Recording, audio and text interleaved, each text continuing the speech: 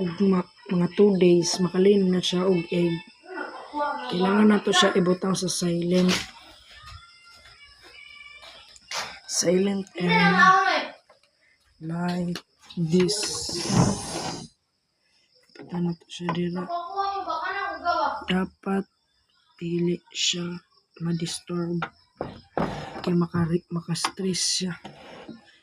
Kaya na nato ni abrihan pag 10 days kaya para malarva na to yung egg.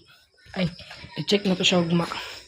Safe, bye-bye. Sikip ng atake, ta sobrang laki na hindi maaaring di ko siya makikita. Sinapul na ng kagandahan mo, tumataas na rin ang hamas ko. Nakaraan na natakasan ko nung ang katawan mo nahawakan ko sa